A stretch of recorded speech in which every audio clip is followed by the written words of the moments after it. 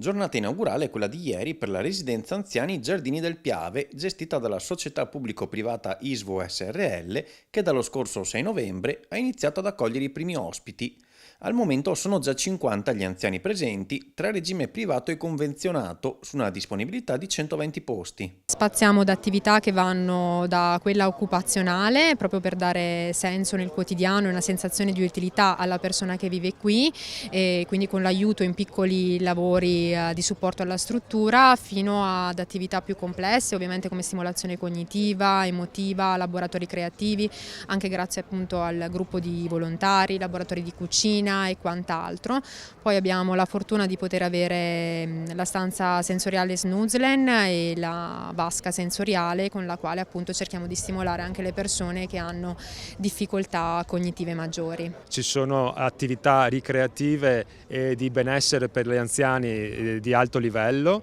di innovazione. Sicuramente un occhio dato di attenzione molto al personale, alle figure professionali, ai medici, e questo sarà il nostro punto di forza da qui in avanti, e quindi ci aspettiamo una bella presenza e una forte connessione col territorio. C'è un confronto continuo, devo dire, con i direttori, i coordinatori, con le strutture, e una viva partecipazione e dei comuni da una parte, perché sono sempre chiaramente molto attenti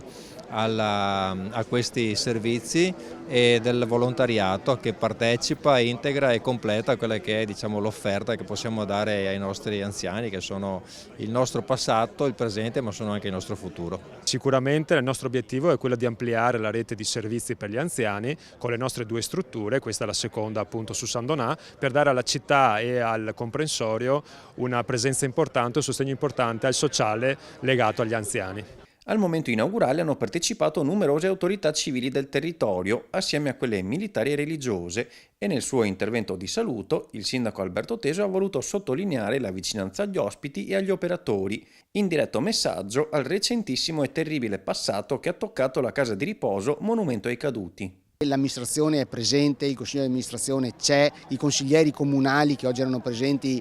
in numero cospicuo ci sono, vengono, attraversano le sale, parlano con i parenti, parlano con il personale. Ho dato questa garanzia, però il cuore è dato da chi ci lavora dentro, e non esiste una struttura che può funzionare bene se il cuore non funziona bene, e noi ci metteremo tutto il cuore possibile. Sono certo che gli operatori daranno tutta la disponibilità necessaria. Siamo vicini, abbiate fiducia, non lasceremo soli i nostri anziani. Abbiamo ovviamente, come qualsiasi struttura, ancora una fascia oraria in cui è possibile effettuare le visite, ma è una fascia oraria effettivamente lunghissima, che esclude solamente il momento del pasto, però in tutti gli altri momenti i familiari possono accedere veramente nel momento che vogliono e decidere se vivere la visita negli spazi della struttura piuttosto che portare il proprio caro fuori.